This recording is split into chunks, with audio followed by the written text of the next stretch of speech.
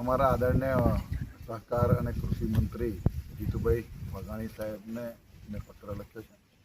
અને છેલ્લા 2-4 દિવસથી આપ જાણો પણ છો કે ભાઈ અમારા દેસર તાલુકાના દેસર ઝોનના ખેડૂતો સિહોરા, નવા, જૂના, પીપળિયા, ઘોડસર, અજબપુરા, મીઠાપુરા, રાયપુરા આ બધા ખેડૂતો જ્યારે રાણિયામાં ભરતા હતા છેલ્લા કેટલાય વર્ષોથી એમને દૂધનો ભાવ ત્યાં આગળ સારો મળતો હતો, એમને બોનસથી માંડીને બધી જ વસ્તુમાં એમને પોતાને સંતોષકારક ત્યાં આગળ પરિણામ મળતું હતું અને કેટલાય ટાઈમથી ભરતા હતા. મને પણ ખબર છે કે ભાઈ એક સંઘનો બીજા સંઘનું દૂધ ના લેવાનો પરિપત્ર ફેડરેશનનો છે, પણ મારું બરોડા ડેરીને અને માન્ય મંત્રીશ્રીને આજે રજૂઆત પત્ર દ્વારા એક જ છે કે બરોડા ડેરીને આ એમડીને પણ મેં લખ્યું છે, અમૂલ ડેરીના એમડીને પણ લખ્યો છે પત્ર અને જીતુભાઈ વાઘાણીને પણ આખી વિગતવાર વિસ્તૃત માહિતી આપી છે કે ભાઈ જો રાણિયા સુધીના લોકોને દૂધ ભરવા જવું પડે છે તો રાણિયા સુધીને 8-10 કિલોમીટર આ લોકોને કોઈ એવો શોખ થતો નથી કે બીજા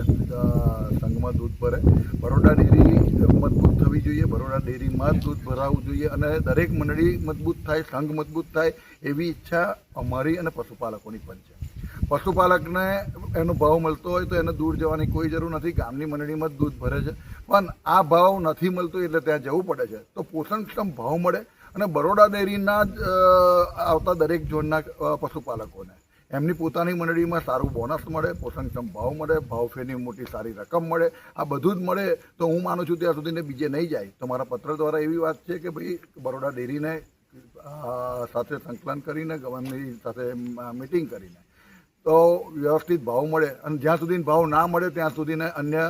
સંઘમાં દૂધ જે અત્યારે ભરાય છે એ ભરવાનું ચાલુ રહે, જેનાથી પશુપાલકોને ખોટ ના જાય, કારણ કે એમને ખૂબ મહેનત કરી અને આ પશુપાલનનો વ્યવસાય કરવો પડતો હોય છે. આ જ રજૂઆત મારી મંત્રીશ્રીને છે અને તમામ એમડીને. દેસર તાલુકાના ખેડૂતોનો આક્ષેપ છે કે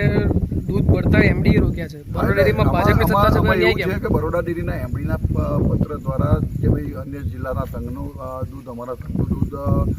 તમારે લેવું નહીં, એટલે એ એમડી સાથે પણ વાત થઈ કે ભાઈ તમે જ તમારો ભાવ આપો તો બીજે ના જવું પડે. અને બરોડા ડેરી આપણી ડેરી છે, બરોડા ડેરી